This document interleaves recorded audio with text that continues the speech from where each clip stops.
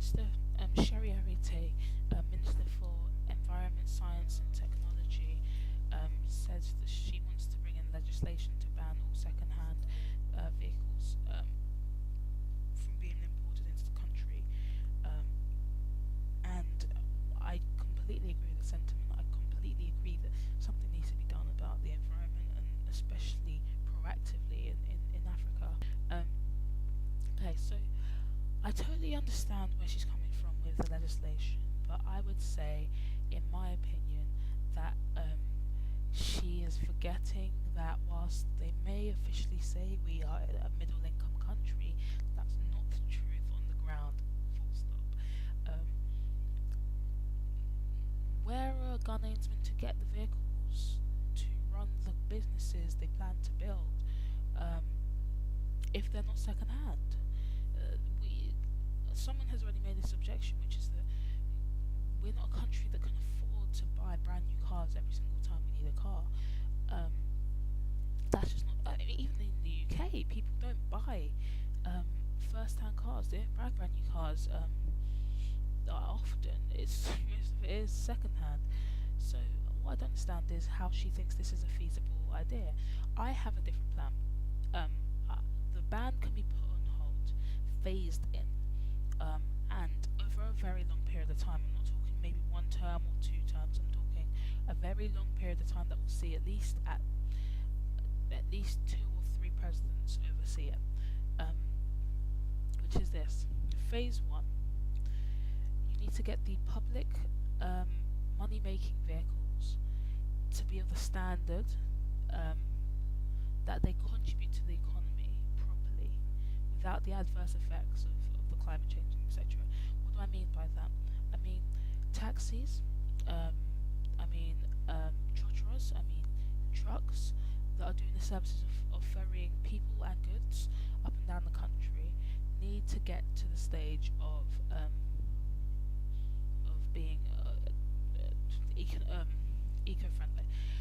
How do we do this? What I'm saying is that in this situation, you would say that every single vehicle that is used for these types of purposes has expiry date.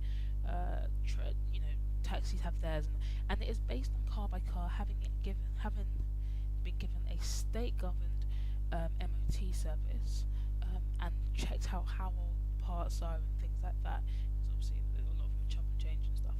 Okay, and then once that has happened, you will actually bring in what I think you bring in economic competition. Taxi drivers, let's say, take them for example, and this applies quite easily directly to trotros as well. Taxi drivers, one of them buys a new car because the expiry date has come up on his old car. As a result, he's entitled to charge more for the fact that he's providing a smoother ride, a safer ride, and a nicer ride, comfort and pleasure. It is significantly more scaled up in his car than it is in another colleague's car, and so he's earning much more than the other colleague. What does this do? Number one, it entices other taxi drivers to do the same.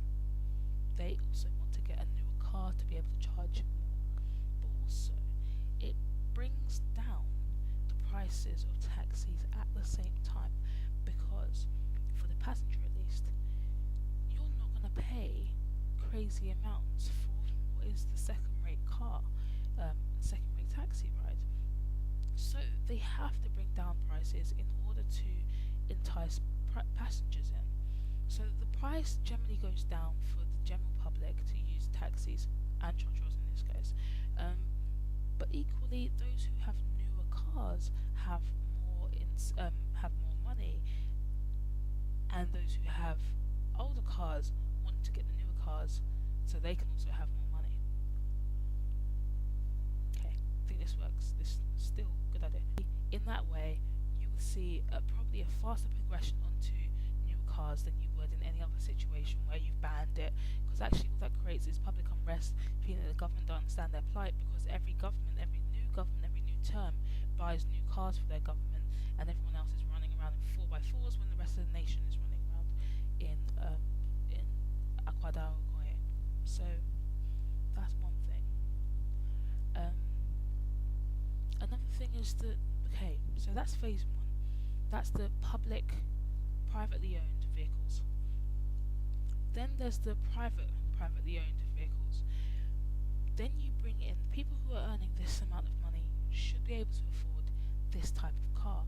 When they buy their cars, second hand or first hand or whatever, you bring in a tax on them, similar to Singapore, where for every year that your car grows, in terms of age,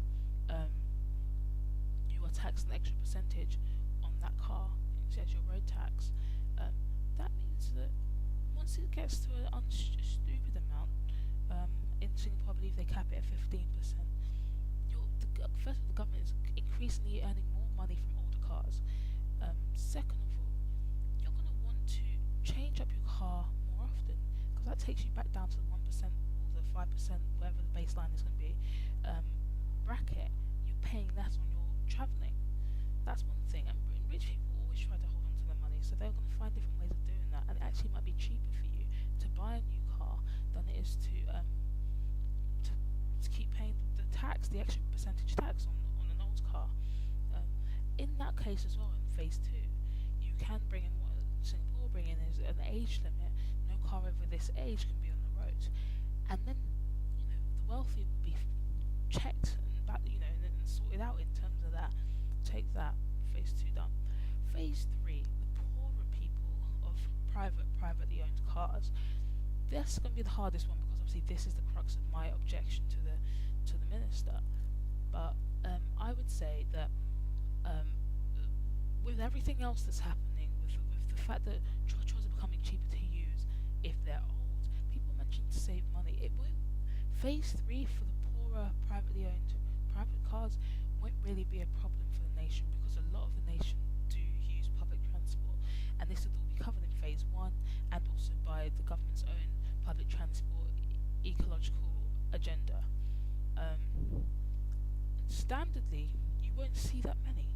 That's where you can put in, once again, the 10-year expiry date onto old cars. Once that is done, the government will pay you a lump sum for your car. If it's an old Aquadal coin, then they pay you £100 and they take your car away. They've sold you. They bought the car off for you, so you can't feel any malice towards the government. They've taken your car. The government now can do with the cars that they confiscate and cars that they've bought for being too old. They can, and I also advocate compulsory confiscation for cars that are too old and have passed their expiry date without any sign that the owner has tried to change. Anyways, with the cars that they've confiscated and bought, they can take that, they can scrap that, they can use it, melt it down, find different ways of using it, ecologically recycling a car for other things, for structures and in buildings, for aluminium in terms of cans and stuff like that. Everything can be used again. An artist can use a car chair standardly, and they'll buy that off the government. So the government's making money from things technically they never really bought in the first place, but they're making money either way. And so for me, I think it's the best possible way. You cannot just put in a straight ban and say no more second-hand cars. From henceforth, Ghana is only a brand new type country. No, you can't do that. What you need to do is phase it in over maybe a 20-year period, maybe even shorter if you're lucky, and watch that work. And from that, you'll actually be increasing the competition, the economic competition within the government, within the state, within the country, bringing in some new jobs by the people who are doing the MO2